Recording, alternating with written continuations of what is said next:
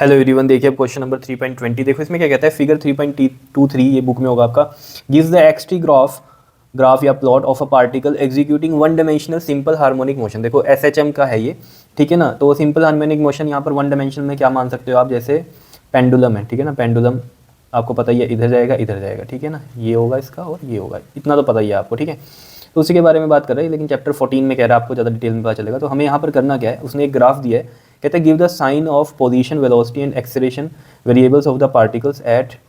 देखो आपको क्या करना है, t इक्वल टू में 0.3 सेकेंड पर पोजीशन वेलोसिटी एंड एक्सेलरेशन के साइन बताने हैं, ठीक है। ये करना है आपको काम।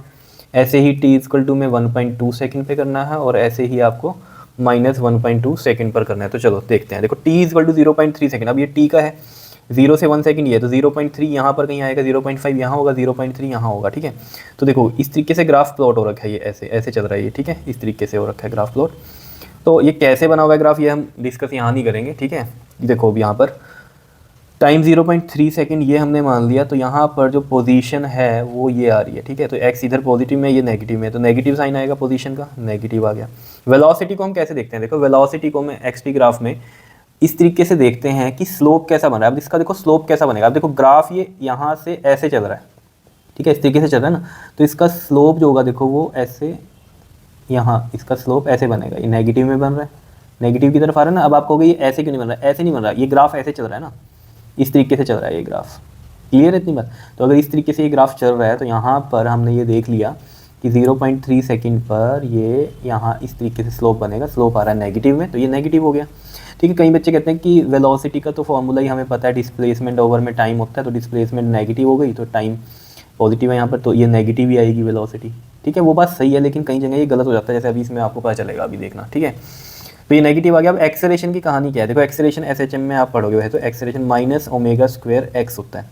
तो अगर x पॉजिटिव है तो a नेगेटिव बन जाएगा, बिकॉज अगर ये पॉजिटिव है, पॉजिटिव नेगेटिव नेगेटिव हो जाएगा। अगर ये नेगेटिव है तो नेगेटिव नेगेटिव पॉजिटिव हो जाएगा। मतलब क्या है कहने का यहाँ पर कि जो भी पोजीशन का साइन है, एक्सेलरेशन का साइन क्या हो जाएगा, उसका उल्टा हो जाएगा। तो यहाँ पर अब ये नेगेटिव है, नेगेटिव रखो, नेगेटिव नेगेटिव पॉजिटिव, तो पॉजिटिव हो जाएगा। क्लियर।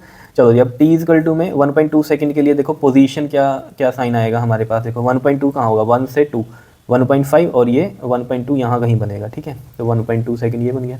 तो यहाँ पर ये देख लो जो आपके पास ये बन रही है पोजीशन, ये पॉजिटिव में आ रही है, ठीक है। तो पॉजिटिव आएगी। तो वेलोसिटी अगर आप देखोगे इसका, तो इसका जो स्लोप है वो ऐसे जा रहा है, ठीक है ना, ऊपर की तरफ जा रहा है, ठीक है। तो ये कैसा होगा हमारा, पॉजिटिव होगी वेलोसिटी भी। क्लियर। और एक्सेलरेशन कैसा होगा यहाँ पर बताओ, पोजीशन पॉजिटिव है, पॉजिटिव रखो, पॉजिटिव नेगेटिव नेगेटिव, तो एक्सेलरेशन क्या रहेगा हमारा, नेगेटिव रहेगा। क्लियर है। अगला देखते हैं हम, t इक्वल टू में -1.2 सेकेंड में पोजीशन क्या होगी, वेलोसिटी क्या होगी, ठीक है, और एक्सेलरेशन क्या होगा। देखो पोजीशन की अगर हम बात करें, -1.2 सेकेंड कहाँ आएगा, देखो ये 0 से -1, ठीक है, -1 से ये -2 है, ठीक है। तो -1.2, ये माइनस का 1.5 आएगा, यहाँ आएगा माइनस का 1.2 कहीं, ठीक है। तो ये देखो यहाँ पर अगर हम देख रहे हैं तो ये पोजीशन कैसी आ रही है, इसकी नेगेटिव में आ रही है। तो पोजीशन हो गई नेगेटिव, ठीक है। पोजीशन नेगेटिव है तो एक्सेलरेशन कैसा होगा इसका, पॉजिटिव होगा। ये तो कहानी खत्म हो गई। वेलोसिटी की बात करते हैं। देखो अब वेलोसिटी में देखो जरा, ग्राफ ऐसे चल रहा है यहाँ पर, ठीक है। तो यहाँ पर जो इसका स्लोप बनेगा इस पर्टिकुलर उस पर, तो ये ऐसा बनेगा, ठीक है ना। पॉजिटिव की तरफ कैसा है, जाता हुआ दिख रहा है। तो यानी कि वेलोसिटी कैसी होगी इसकी, पॉजिटिव होगी। यही चीज़ आपको समझनी है। तो ऐसा नहीं है कि पोजीशन नेगेटिव है तो नेगेटिव रख के नेगेटिव वेलोसिटी आ जाएगी। इस केस में देख रहे हो, आपको पता चल रहा है ये पॉजिटिव में आ रही है, क्योंकि स्लोप देखना है किस तरफ जा रहा है। तो ये पॉजिटिव की तरफ जा रहा है स्लोप, तो पॉजिटिव। इधर नेगेटिव की तरफ स्लोप जा रहा था तो नेगेटिव, इधर ये पॉजिटिव की तरफ जा रहा था तो पॉजिटिव। क्लियर है इतनी बात या नहीं, बता दो जरा, कोई दिक्कत इसमें? तो सिंपल सी कहानी है, ठीक है।